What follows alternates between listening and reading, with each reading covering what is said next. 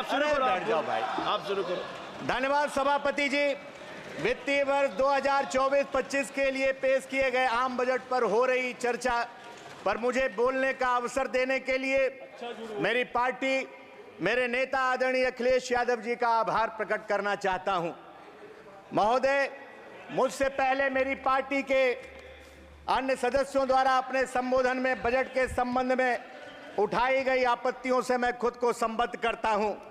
ये बजट वस्तुतः बाबा साहब भीमराव अंबेडकर जी के बनाए गए संविधान का अपमान है, क्योंकि इसमें संविधान सम्मत संघीय गणराज्य के ढांचे को पूरी तरीके से दरकिनार करते हुए सिर्फ और सिर्फ अपनी सरकार को बचाए रखने का समर्थन मूल्य चुकाया गया है।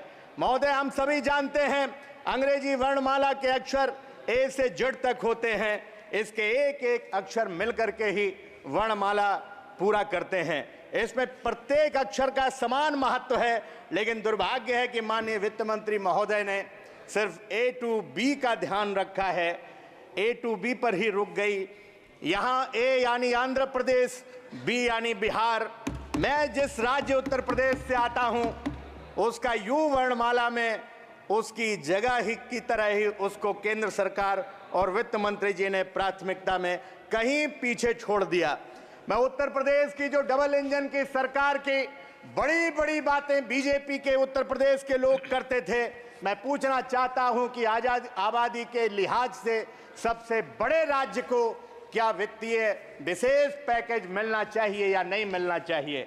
घर में ठंडे चूल्हे पर अगर खाली पतीली है, मैं कैसे बोल दूं कि धूप फागुन की नशीली है? महोदय, जब बजट प्रस्तुत हो रहा था तब मुल्क के गांव गरीब किसान, बेकारी से जूझ रहे मजदूर, महिलाएं और नौजवान, अगड़े पिछड़े, दलित, मुसलमान, शोषित, पीड़ित, वंचित टकटकी लगा करके बड़ी उम्मीद के साथ टीवी स्क्रीन पर देख रहे थे, लेकिन उन्हें नाउम्मीदी, मायूसी मिली। आजादी के 77 सालों के बाद इतने बजट लाने के बाद भी आखिर हम कौन सा भारत बनाना चाहते हैं जहां आज भी आम आदमी को शिक्षा, स्वास्थ्य, पेयजल जैसी मूलभूत सुविधाओं के लिए जूझना पड़ता है? जब उद्योगपतियों का आप लगभग 20 लाख करोड़ कर्जा माफ कर सकते हैं, तो फिर देश के किसानों का और बेरोजगार नौजवानों का शिक्षा ऋण क्यों नहीं माफ होना चाहिए? मनरेगा का बजट न बढ़ाना जहां निराश करता है, वहीं सरकार से अपेक्षा है कि मजदूरों के हित में मनरेगा के कार्य दिवस बढ़ा करके 2 गुने करने का काम किया जाए।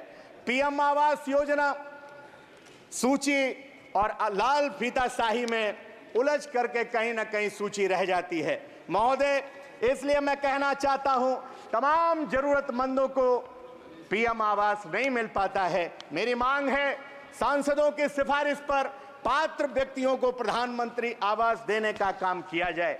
सरकार ने बजट में बताया कि उसका वित्तीय राजकोषीय घाटा जीडीपी के मुकाबले 4.9% है, पर यह नहीं बताया कि जो कर्ज हमारे देश के ऊपर 2014 के समय 55 लाख करोड़ था, आज वह बढ़ करके 210 लाख करोड़ हो गया है।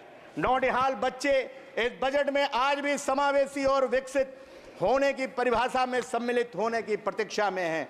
दिव्यांग विद्यार्थियों का भी बजट कम कर दिया गया है। अंत में मान्यवर, मैं आखिरी बात कह करके अपनी बात को समाप्त करता हूं। हमारे जिले से हमारी लोकसभा क्षेत्र धौरारा से लेकर के और पूरे उत्तर प्रदेश के अंदर जो आवारा जानवर हैं, उन्होंने तबाही मचा रखी है। किसान दिन रात अपने खेत पर रहने को मजबूर हो रहा है। आवारा पशु लोगों की जान ले रहे हैं। उनको मुआवजा देने की मैं मांग करता हूं, कम से कम 10 लाख रुपए। और माननीय प्रधानमंत्री जी उत्तर प्रदेश के चुनाव में आपके भी क्षेत्र में घोषणा करके आए थे कि आवारा पशुओं की जिम्मेदारी मेरी है, लेकिन मैं माननीय प्रधानमंत्री जी का वो वादा याद दिलाते हुए इस विकट समस्या से मुक्ति दिलाने के लिए अस्थायी योजना बनाने के लिए एक विशेष पैकेज की मांग करता हूं। आपने समय दिया, आपका बहुत बहुत धन्यवाद। जय हिंद, जय समाजवाद। नेताजी रहे, जय भीम। अखिलेश यादव जिंदाबाद। धन्यवाद। श्री राजाराम सिंह जी।